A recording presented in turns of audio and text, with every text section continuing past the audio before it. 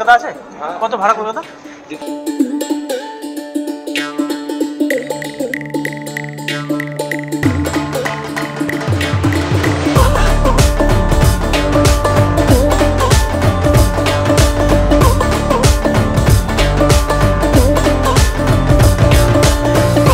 যে বাস স্ট্যান্ডটা আছে এর কিছু হিস্ট্রি আমি বলে দিই তোমাদের। যে এমার্জেন্সি এক্সিট, দাদা ভয় লাগছে এমার্জেন্সি এক্সিট দেখে? বাসে এরকম কেন ওঠেন বলুন তো আপনারা? এরকম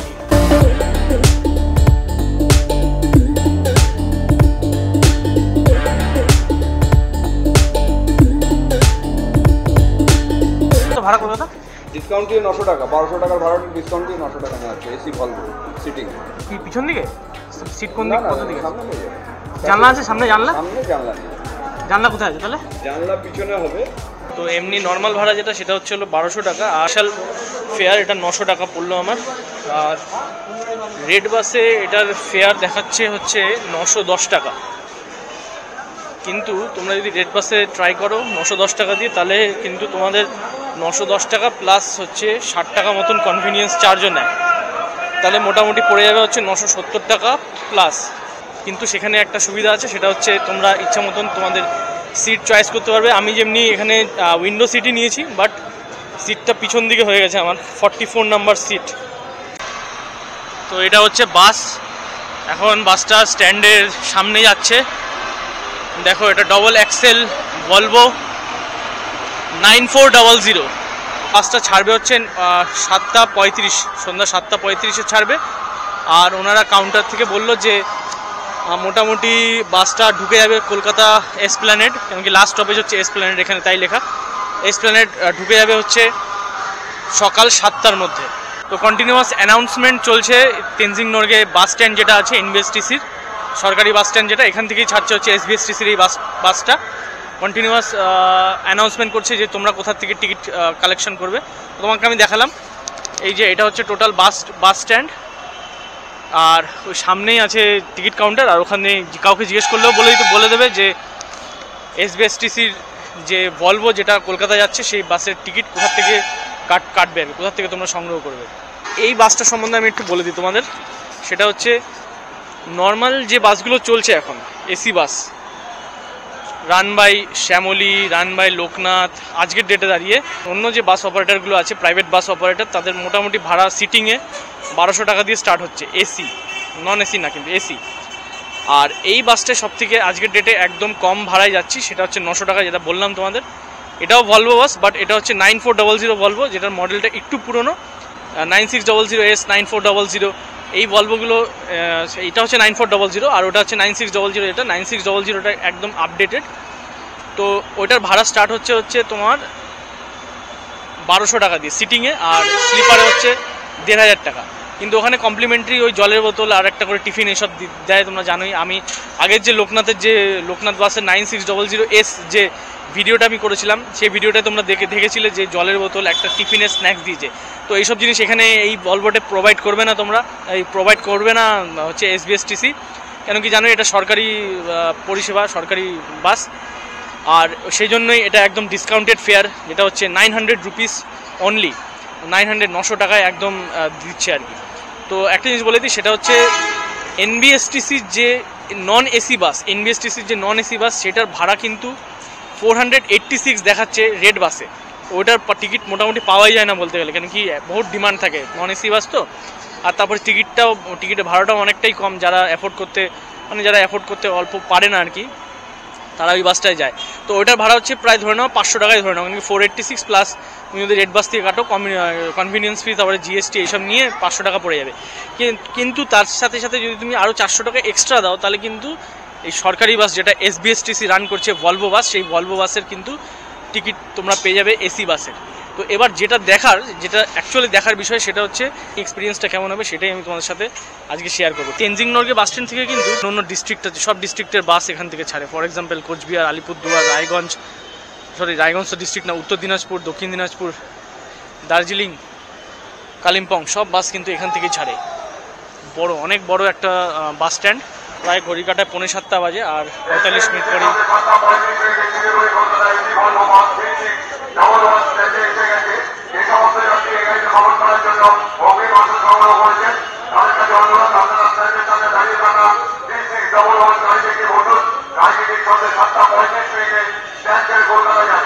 তাহলে বাসে বোর্ড করি।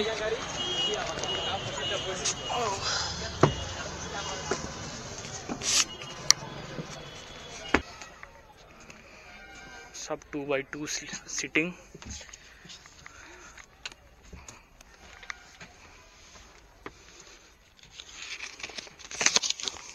আমার হচ্ছে 44 and this is 44।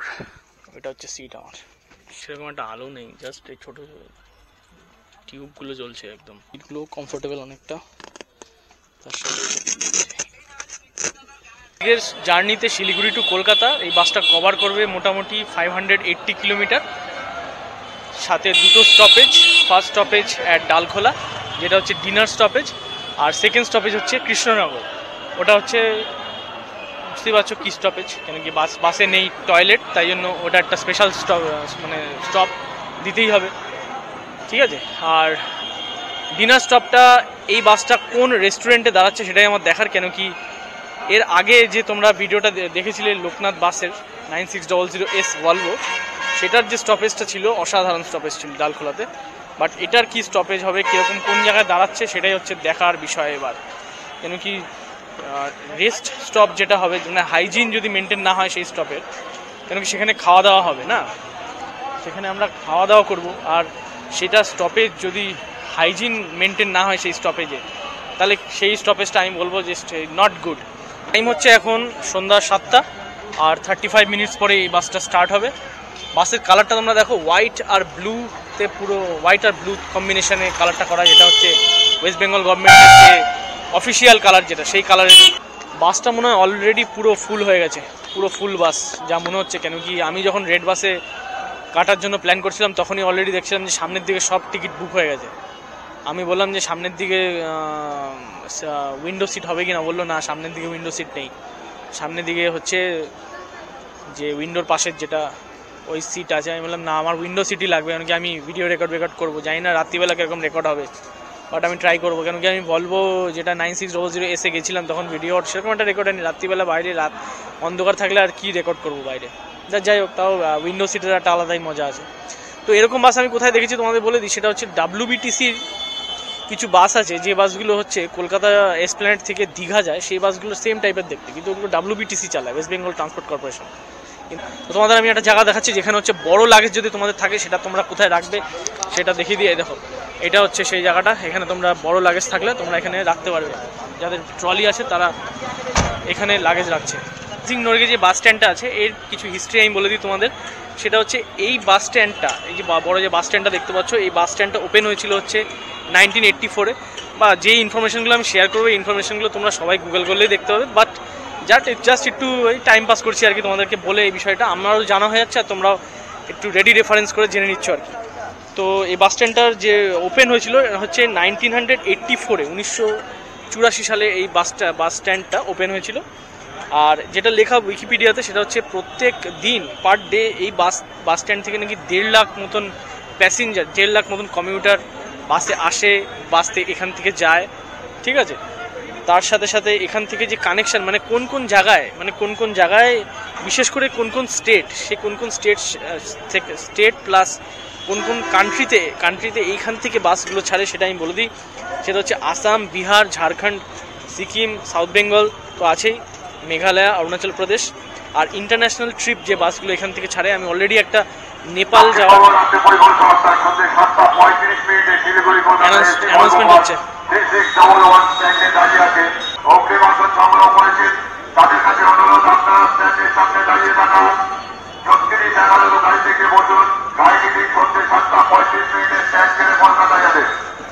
যাই হোক, তো অ্যানাউন্সমেন্ট তোমরা শুনলে, এই অ্যানাউন্সমেন্টটা প্রত্যেক 10 মিনিট 15 মিনিট অন্তর হচ্ছে।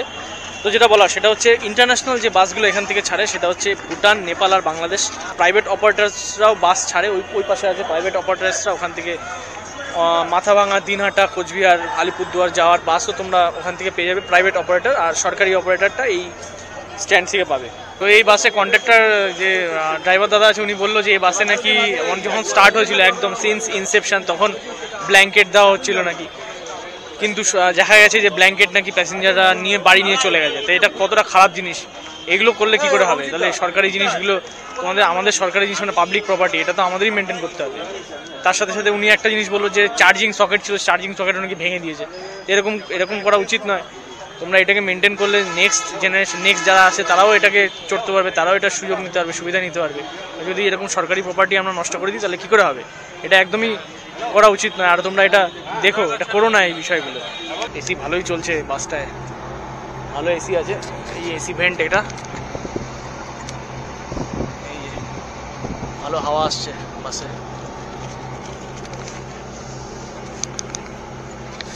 যেরকম এসি চলছে রাতে তো মনে হচ্ছে কমাতে বলতে হবে, তাই না? তো বাস এই ছেড়ে দিল শিলিগুড়ি থেকে, তেনজিং নরগে বাস স্ট্যান্ড থেকে বেরিয়ে যাচ্ছি আমরা শিলিগুড়ি তেনজিং নরগে বাস স্ট্যান্ড ছেড়ে টুয়ার্ডস কলকাতা।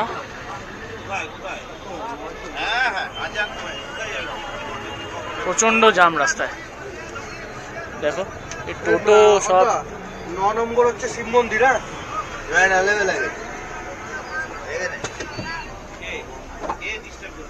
টোটো অটো ঢুকে পুরো একদম জাম করে দিয়েছে। এখানে একটা বাস দাঁড়িয়ে,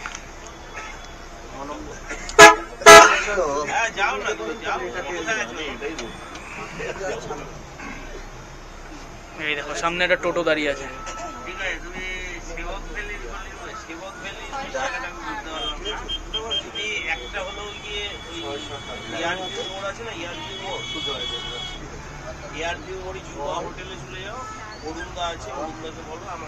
এই এখানে উপাসনা দাঁড়িয়ে আছে, এটা কোথায় যাবে? এটাও তো মনে হচ্ছে কলকাতায় যাবে। কলকাতা না, দুর্গা বলে আমাদের যাত্রা শুরু করলাম। এখন পার হচ্ছি just Siliguri station, bus stop থেকে বেরোলাম। পাশেই লোকনাথ দাঁড়িয়ে আছে, এই যে লোকনাথ 9600S। এটার ভিডিও তোমরা অলরেডি দেখেছো।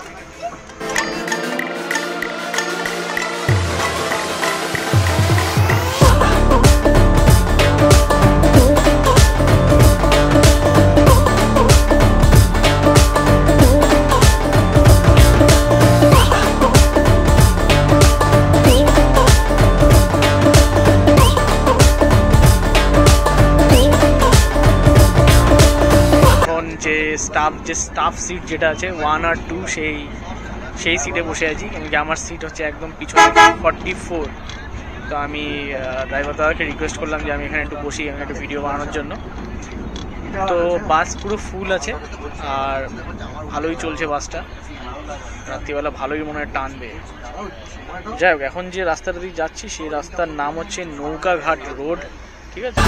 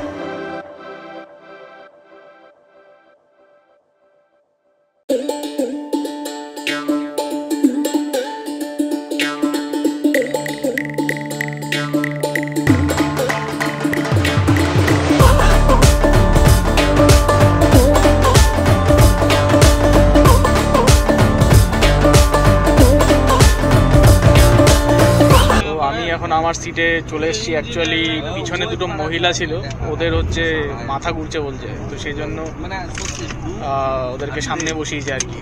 তো আমি তো স্টাফ সিটে বসেছিলাম, অ্যাকচুয়ালি ওদেরকে ওখানে বসানো হলো, তো আমি চলে আসলাম পিছনে। তো ওরা নামবে হচ্ছে রায়গঞ্জে।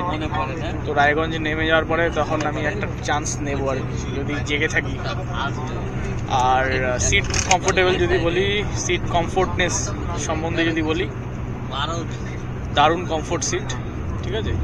রিক্লাইনও করেছে, অনেকটা রিক্লাইন করেছে, পুরো সেমি স্লিপার, রিক্লাইন করেছে অনেকটাই, খুব ভালো সিট, খুবই ভালো। আর জার্নিও খুবই ভালো লাগছে, মানে এতক্ষণ যা চলছে আর কি, মোটামুটি 80-90-তে চলছে গাড়ি, খুব সুন্দর যাচ্ছে। জার্কিংও নেই, কারণ কি ডবল এক্সেলের এই বাসটা, তো জার্কিংও নেই সেরকম। রাস্তা পুরো অন্ধকার, তোমাদের আর কি দেখাবো অন্ধকারে। এরপরে তোমাদের সাথে দেখা হবে হচ্ছে ডালখোলায়, যেখানে স্টপ দেবে ফর ডিনার ব্রেক, তো সেখানে গিয়ে তোমাদের সাথে আবার কথা বলবো।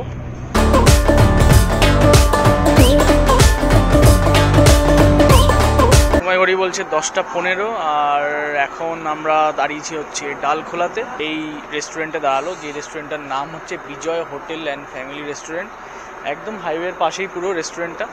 আমি একটু ভিতরে গেলাম দেখতে, কেমন, বেশ পরিষ্কারই আছে, কিন্তু এখন প্রচণ্ড ভিড় আছে, যে কাউন্টারে খাবার অর্ডার দিচ্ছে আর কি, তাই জন্য আমি বাইরে আসলাম আর কি, একটু ভিড়টা কমুক তারপরে গিয়ে আমি অর্ডার করছি। আর বাইরে আমি একটা দেখতে পাচ্ছি, একটা স্টল যেখানে চাইনিজ আইটেমগুলো বিক্রি হচ্ছে, তো এখানে আরাধনা বলে একটা বাস, এটাও স্টপ দিয়েছে এখানে।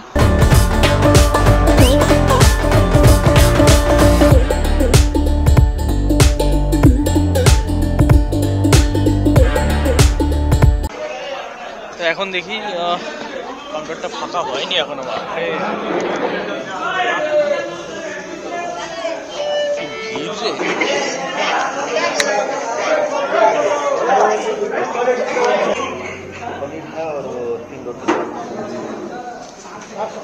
মেনুর রাখা আছে, দেখো কি কি পাওয়া যাচ্ছে, কত মেনু, এখানে কত দাম সব দেওয়া আছে এখানে। বাইরের ওটাও বিল কি এখানেই করতে হবে?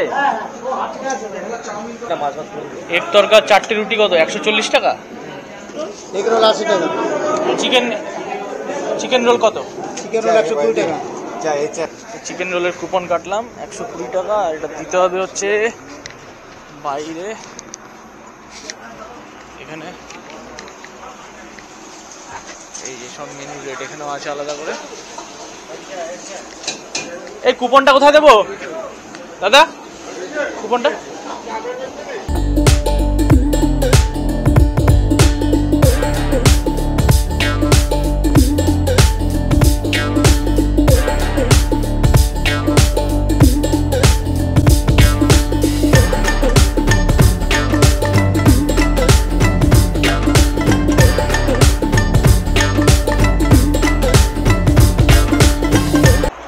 যেটা খেলাম ভালো লাগলো না আমার সেরকম, অল্প একটু, মানে লাস্টের দিকে আর খাইনি সেরকম, একটা ভালো লাগছিল, মানে তেল চিস্টের গন্ধ আসছিল, তাই না, ওরা মানে পুরোনো তেলে বানিয়ে দিল কিনা কে জানো। তো তাই জন্য আমি এটা নিম্বুজ নিলাম, এটার দাম পড়লো 20, এটা একটু ভালো লাগছে খেয়ে।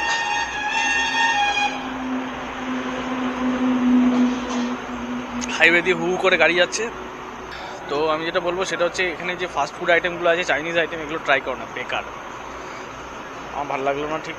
আর তোমার ভিতরে তোমরা ওই রুটি বা ভাত খেতে পারো, ওটা ঠিক আছে।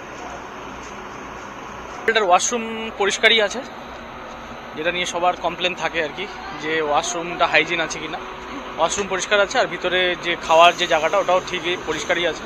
চলো উঠা যাক, এখন বাজে 11:15, বাসে উঠে যাই, ঘুমাবো গিয়ে।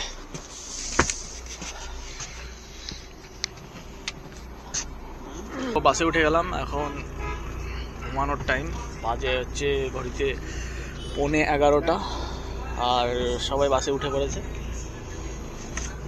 বাস রাতে ভালোই টানবে, 3টে থেকে 4টের মধ্যে হল্টটা দেবে, দেখা যাক কোন জায়গায় হল্ট দেয়।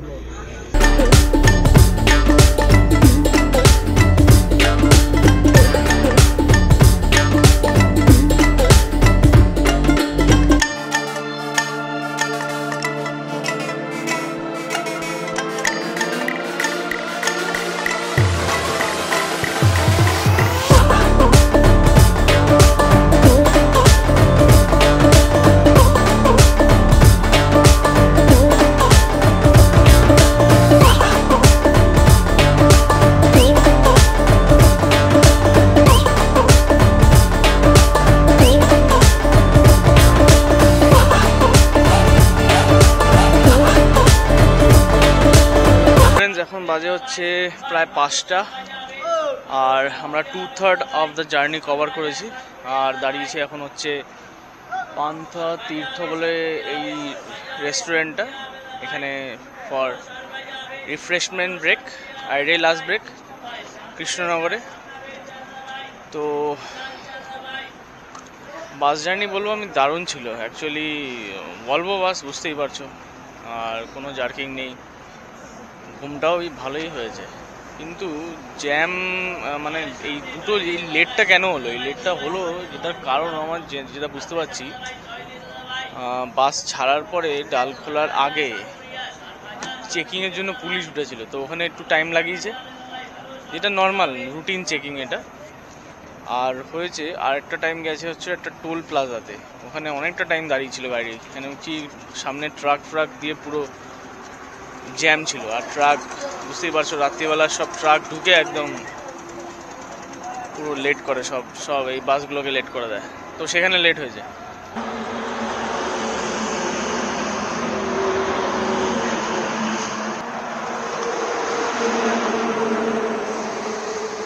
তো বাস ছেড়ে দিল আমাদের, টাইম হচ্ছে ফুল একদম 5টাই বাজে। তোমাদের কেমন বাসটা, এতে তোমরা ফিউচারে ট্রাভেল করতে পারো এই বাসটায়, এক্সপিরিয়েন্স শেয়ার করছি তোমাদের সাথে। এখন আছি NH-12-এ, NH-12 দিয়ে যাবো আমরা।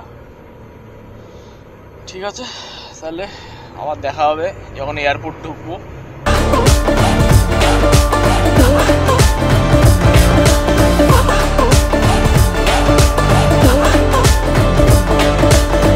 তো সময় ঘড়ি বলছি এখন 6:45, আর আমাদের বাস এখন এয়ারপোর্টে ঢুকেই গেছে, এয়ারপোর্ট 1 নম্বর।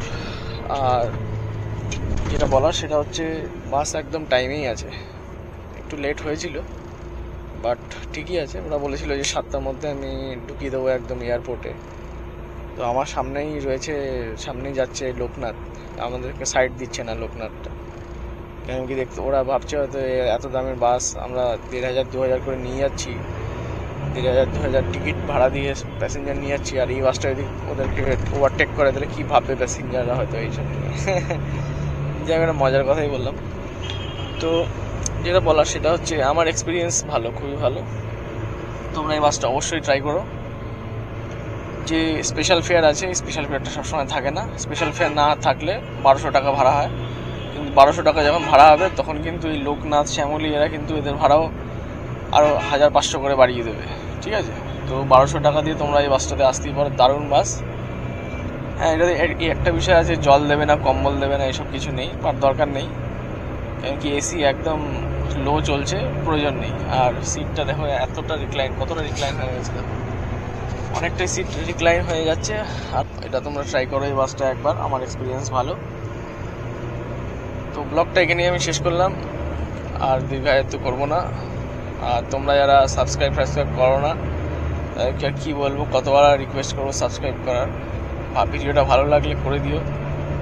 আর হ্যাঁ, পরের ব্লগে আবার দেখা হবে কোনো নতুন সাবজেক্টের উপরে, নতুন টপিক, সেটা ট্রাভেল হতে পারে, সেটা কোনো একটা টেম্পল ভিজিট, মিউজিয়াম ভিজিট, ঠিক আছে? তাই এই বলে আমি আমার ভিডিওটা এখানে শেষ করলাম। তোমরা সবাই ভালো থেকো, আবার দেখা হবে খুব শিগগিরই।